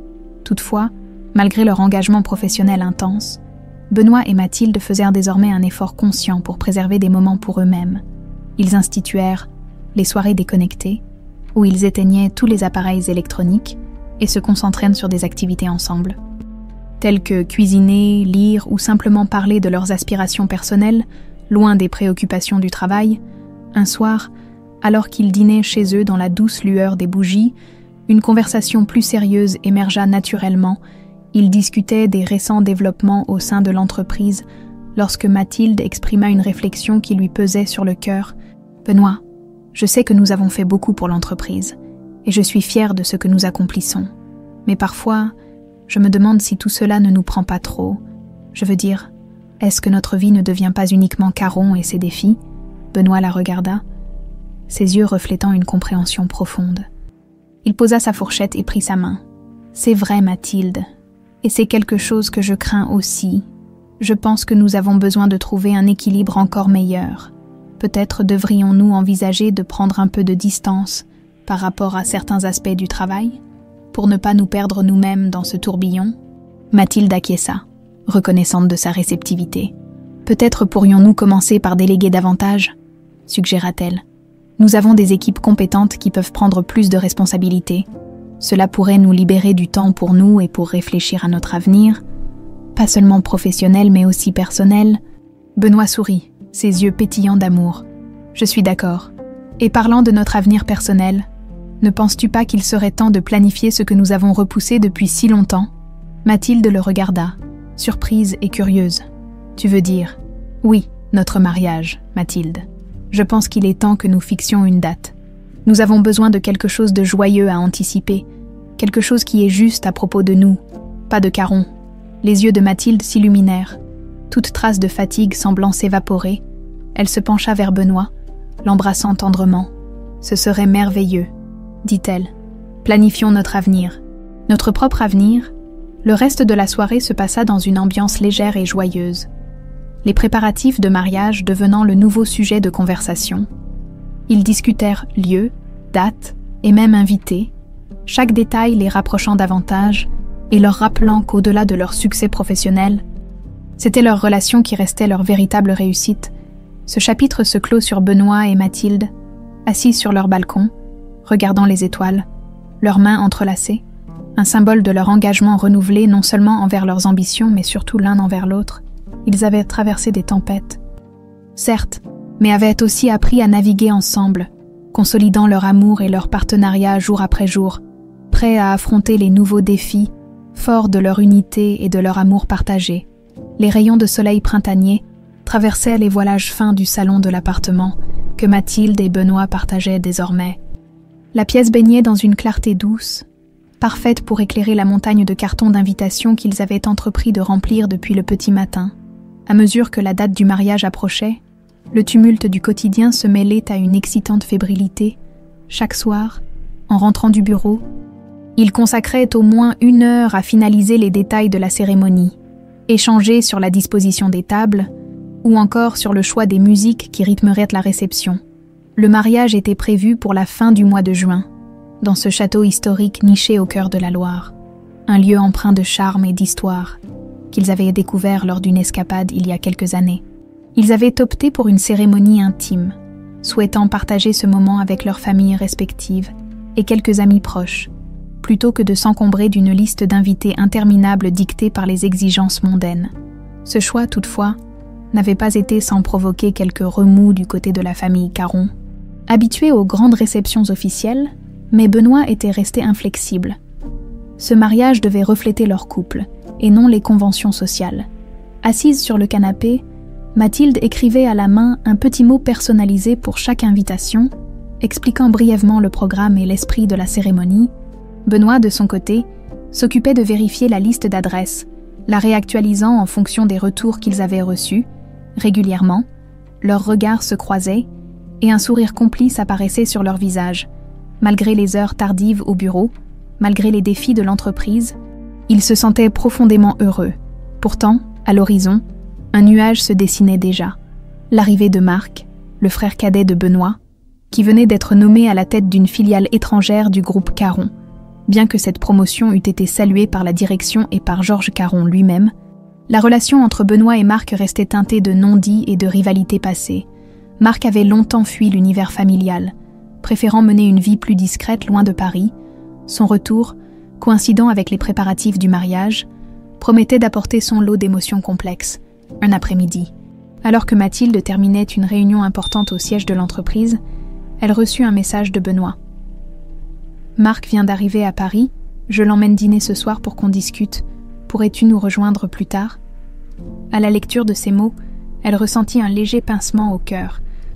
Consciente que les 2 frères allaient sans doute aborder des sujets épineux liés à l'héritage familial, à la gestion de l'entreprise, et peut-être même au projet de mariage, le soir venu, Mathilde rejoignit Benoît et Marc dans un petit restaurant discret du centre-ville. D'un premier regard, elle reconnut en Marc l'allure typique des Caron, une élégance naturelle, un charisme discret, et ce mélange de réserve et de détermination dans le regard. Les 2 frères étaient installés dans un coin tranquille de la salle, discutant à voix basse. En s'approchant, Mathilde fut frappée par leur ressemblance. Même coupe de cheveux soigneusement entretenue, même posture droite. Pourtant, leurs expressions trahissaient des différences profondes. Mathilde, ravie de te rencontrer enfin, lança Marc en se levant pour lui faire une bise. Benoît m'a beaucoup parlé de toi et de vos projets. Elle lut dans ses yeux une curiosité sincère, peut-être même une bienveillance qu'elle ne s'attendait pas à trouver. Pendant le dîner, ils échangèrent poliment sur des sujets légers. La beauté du château de la Loire, les plats typiques de la région, la saison idéale pour une cérémonie en extérieur. Cependant, une tension sous-jacente planait.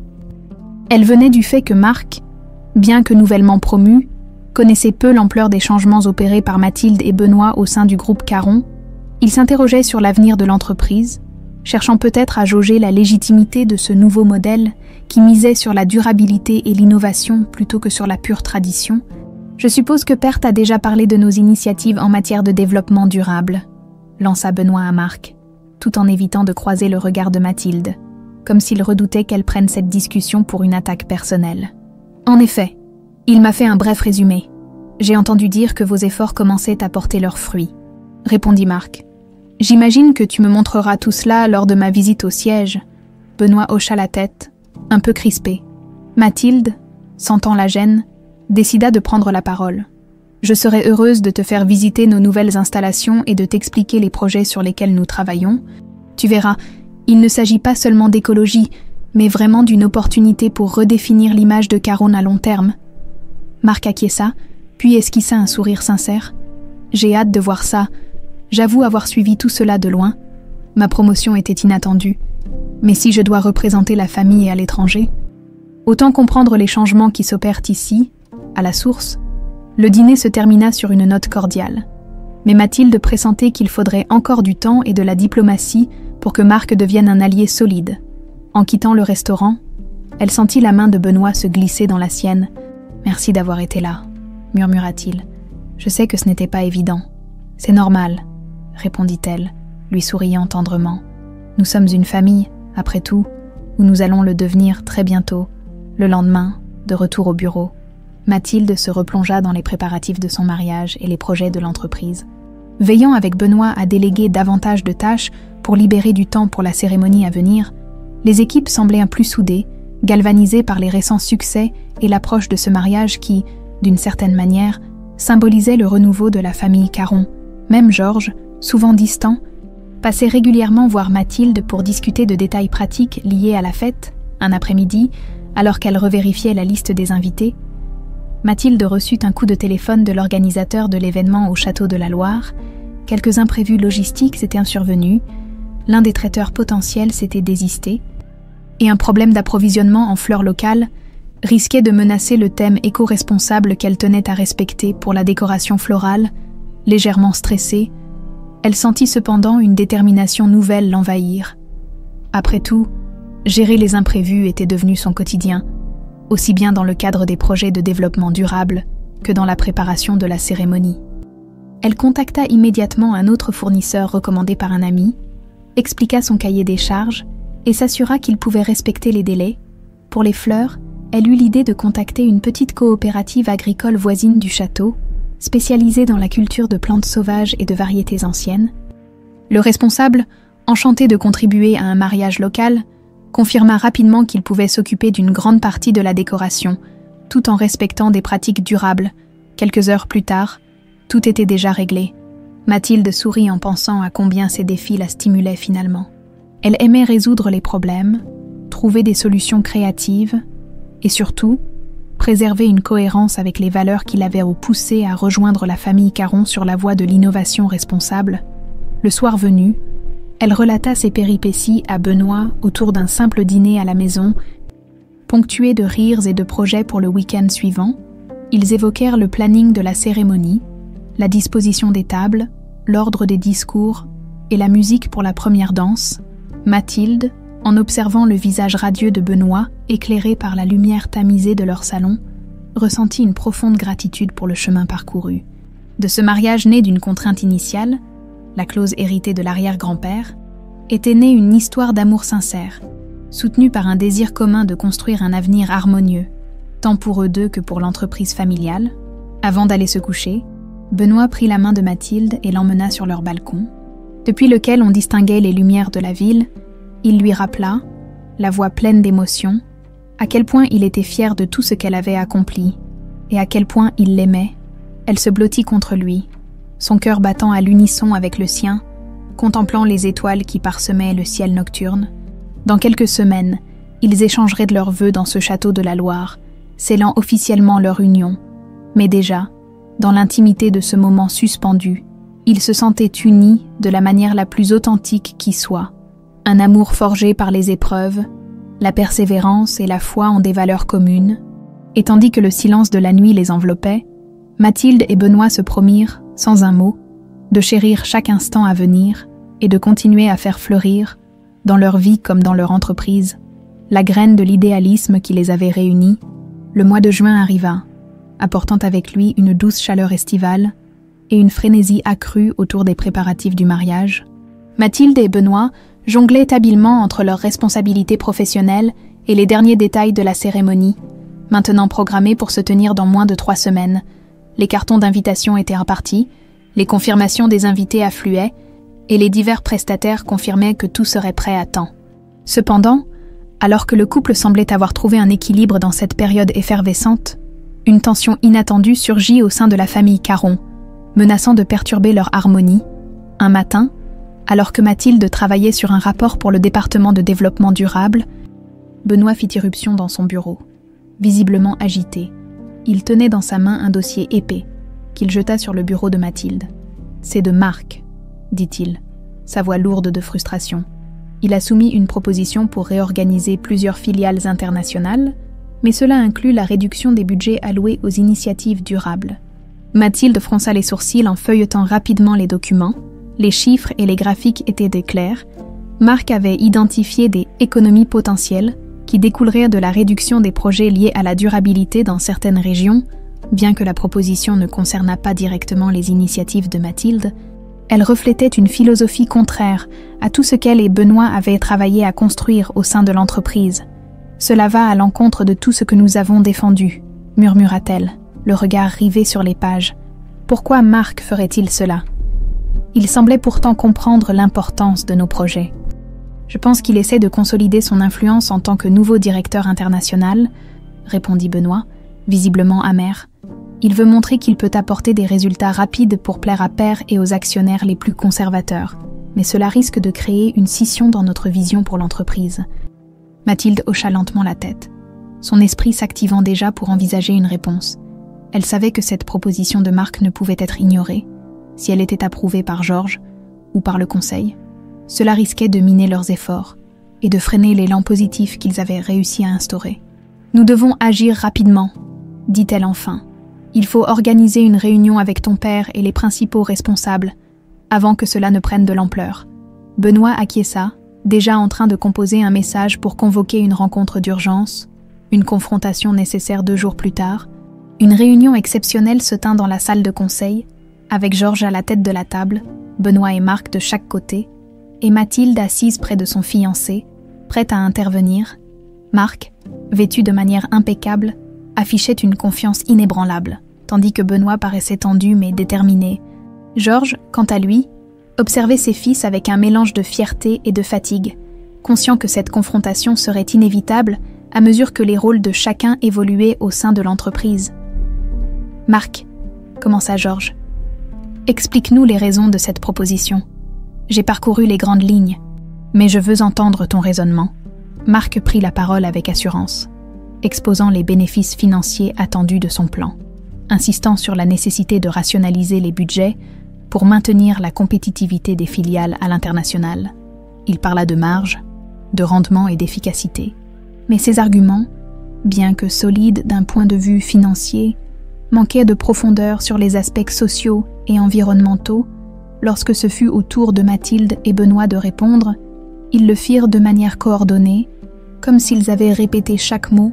Mathilde expliqua comment les initiatives durables, bien qu'elles impliquent des coûts initiaux, générèrent des économies à long terme et renforçaient la réputation du groupe. Benoît souligna l'importance stratégique de préserver une vision cohérente à l'échelle mondiale, argumentant que renoncer à la durabilité dans certaines régions risquait d'affaiblir la crédibilité de Caron sur ses marchés principaux. « Nous ne pouvons pas nous permettre de compromettre ce que nous avons construit, » conclut Benoît, son regard fixe sur Marc. « Ce que tu proposes pourrait sembler bénéfique à court terme, mais cela va à l'encontre des valeurs que nous voulons incarner. » Marc, bien que visiblement agacé, ne perdit pas son calme. « Je comprends vos arguments, » répondit-il. « Mais je pense que vous idéalisez ces initiatives. Nous devons être pragmatiques si nous voulons survivre dans un marché aussi compétitif. » Georges, jusqu'alors silencieux, intervint finalement. « Il me semble que vous avez tous les deux raison, mais d'une manière différente. » Marc, ton pragmatisme est important, mais je ne peux ignorer les résultats que Benoît et Mathilde ont obtenus. Nous devons trouver un compromis. Il demanda à Mathilde de travailler avec Marc sur une révision du plan, intégrant les aspects durables sans compromettre la viabilité financière immédiate.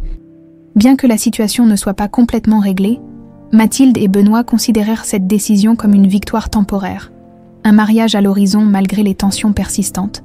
Mathilde et Benoît trouvèrent du réconfort dans les préparatifs de leur mariage. Les jours qui suivirent furent dédiés à peaufiner les détails, finaliser la décoration florale, confirmer la musique pour la cérémonie et ajuster le menu pour inclure quelques-uns des plats préférés de Mathilde. Chaque petit détail les rapprochait, leur rappelant que, même au milieu des tempêtes professionnelles, leur relation restait leur ancre. Un soir, Benoît invita Mathilde à une promenade dans les jardins du manoir Caron, sous la lumière douce de la lune. Il s'arrêta près d'une fontaine et, tenant ses mains, lui murmura « Peu importe ce qui se passe au travail. Ce mariage est la chose la plus importante pour moi. Toi, Mathilde, est mon avenir. Et mon... » Touchée par ces mots, Mathilde se rapprocha de lui, leurs fronts se touchant dans un geste intime. « Nous y arriverons, » dit-elle. « Ensemble, nous pouvons tout surmonter. » Alors qu'ils se tenaient en là, unis dans leur amour et leur détermination, ils savaient que les défis ne manqueraient pas, mais ils avaient foi en leur capacité à faire face, à trouver des solutions et à préserver ce qui comptait le plus, leur relation, leur vision commune et leur avenir partagé. Le chapitre se termine sur une image du couple, debout dans les jardins illuminés par la lumière des étoiles, prêts à affronter les épreuves à venir, renforcés par leur amour inébranlable et leur foi dans un avenir qu'ils construiraient ensemble. Le jour du mariage de Mathilde et Benoît arriva enfin, baignant le château de la Loire d'une lumière éclatante. Le soleil, haut dans le ciel, illuminait les jardins parfaitement entretenus, où des arcs de fleurs sauvages bordèrent les allées menant à la chapelle. Les invités, vêtus de leurs plus belles tenues, commençaient à arriver, admirant le cadre enchanteur choisi pour cette union. Mathilde, dans une suite spacieuse du château, se préparait entourée de ses proches. Sa robe, un mélange d'élégance et de simplicité, reflétait parfaitement sa personnalité. Une coupe fluide ornée de délicates broderies florales qui rappelaient les jardins environnants. Sa mère l'aidait à ajuster son voile, tandis que quelques-unes de ses amies murmuraient des compliments sincères. Pourtant, derrière son sourire, Mathilde sentait une légère nervosité. « Tout va bien ?» demanda sa mère en posant une main rassurante sur son épaule. « Oui, tout va bien », répondit Mathilde.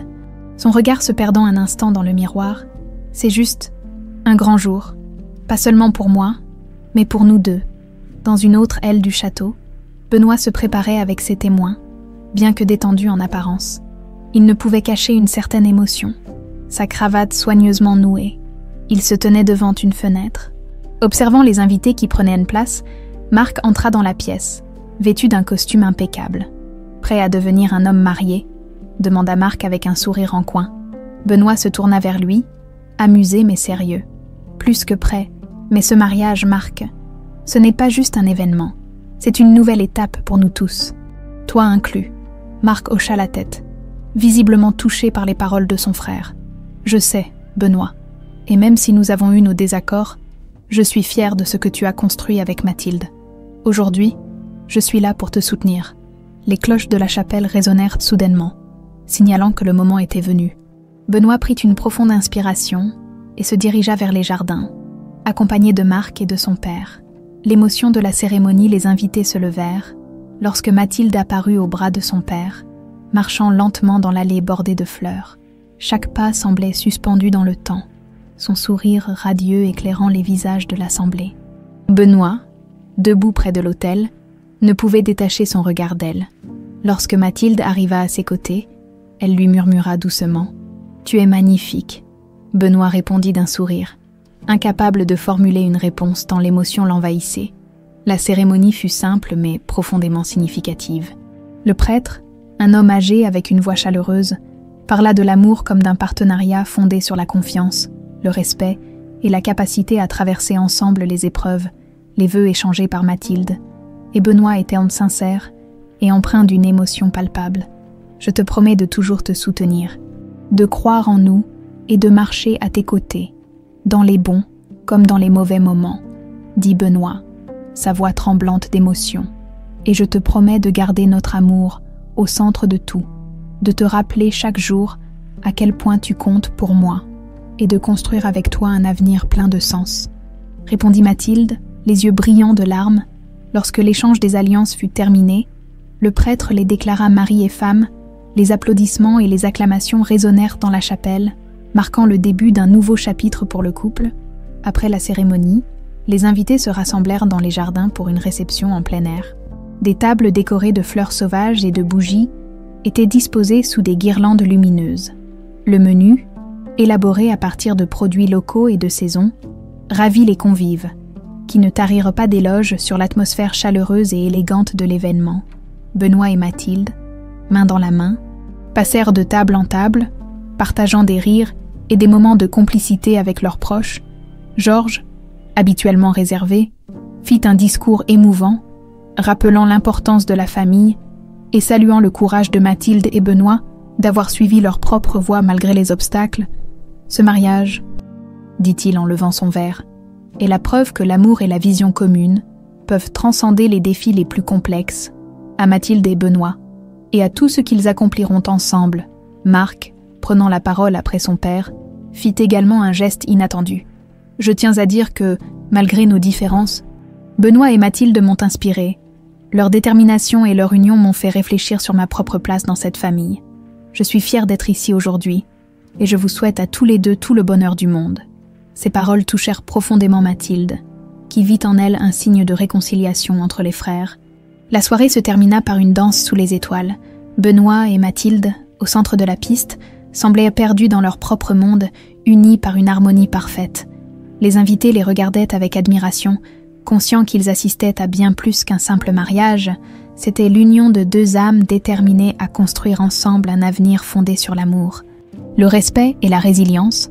Alors que la fête touchait à sa fin, Mathilde et Benoît s'éclipsèrent pour un moment de calme. Debout sur une terrasse qui surplombait les jardins, ils regardèrent les dernières lumières s'éteindre et les étoiles briller au-dessus d'eux. « Nous avons réussi », murmura Mathilde. Appuyé contre Benoît. « Oui, mais ce n'est que le début », répondit-il, embrassant doucement sa tempe. Main dans la main, ils retournèrent à la fête, prêts à embrasser tout ce que l'avenir leur réservait, confiants dans leur amour et dans la force qu'ils avaient trouvée l'un en l'autre, le lendemain du mariage. Les rayons doux du soleil matinal éclairaient les jardins du château, encore parsemés des traces de la célébration de la veille. Les guirlandes lumineuses et les pétales de fleurs jonchant les allées semblaient témoigner de la magie de l'événement. Mathilde et Benoît, main dans la main, marchaient lentement dans ce décor paisible. Savourant ce premier jour en tant que mari et femme, ils s'arrêtèrent près de la fontaine centrale, un endroit où ils s'étaient souvent retrouvés pendant les préparatifs. Benoît, les yeux brillants de sérénité, se tourna vers Mathilde. « C'est ici que tout commence », dit-il doucement. « Pas seulement pour nous, mais pour ce que nous voulons construire, ensemble. » Mathilde acquiesça. Ressentant la gravité et l'espoir contenus dans ces mots, elle savait que leur mariage symbolisait bien plus qu'une union personnelle. C'était aussi une promesse de continuer à transformer l'héritage des Caron en quelque chose de plus humain, durable et significatif. De retour à Paris quelques jours après leur lune de miel express, Mathilde et Benoît retrouvèrent l'effervescence du siège de l'entreprise Caron. À leur arrivée, les employés les accueillirent avec des sourires et des félicitations chaleureuses. Une ambiance de renouveau semblait flotter dans les couloirs. Alimentés par les récents succès des projets de développement durable et la dynamique positive qu'ils avaient instaurée, cependant, la vie professionnelle ne tardait jamais à reprendre ses droits. Georges convoqua rapidement une réunion pour discuter des prochaines étapes stratégiques de l'entreprise. Assis en bout de table, son regard se posa tour à tour sur Benoît, Mathilde et Marc. « Nous sommes à un moment crucial pour le groupe Caron », déclara-t-il d'un ton solennel. « Nous avons prouvé que l'innovation et la durabilité peuvent coexister. Mais il est temps d'aller plus loin, Benoît et Mathilde. Je veux que vous preniez en main une nouvelle initiative. L'expansion de nos pratiques éco-responsables à toutes nos filiales internationales. Marc, en tant que directeur des opérations internationales, vous travaillerez avec eux pour garantir que cela soit fait de manière pragmatique. » La proposition fut accueillie avec une surprise mêlée d'excitation. Ce projet représentait une opportunité majeure, mais aussi un défi colossal. Étendre les pratiques durables à une échelle mondiale signifiait surmonter des obstacles logistiques, culturels et financiers. Toutefois, pour Mathilde et Benoît, c'était l'occasion rêvée de concrétiser leur vision à grande échelle. La collaboration avec Marc, bien que marquée par des débuts hésitants, évolua progressivement. Grâce à des discussions ouvertes et parfois animées, ils parvinrent à trouver un terrain d'entente. Marc apportait son expertise logistique et son pragmatisme, tandis que Mathilde et Benoît guidèrent le projet avec leur passion et leur vision. Un soir, après une réunion particulièrement fructueuse, Marc invita Benoît et Mathilde à dîner. Ce fut un moment décisif pour leur relation, marquant une transition de la rivalité à une véritable collaboration fraternelle.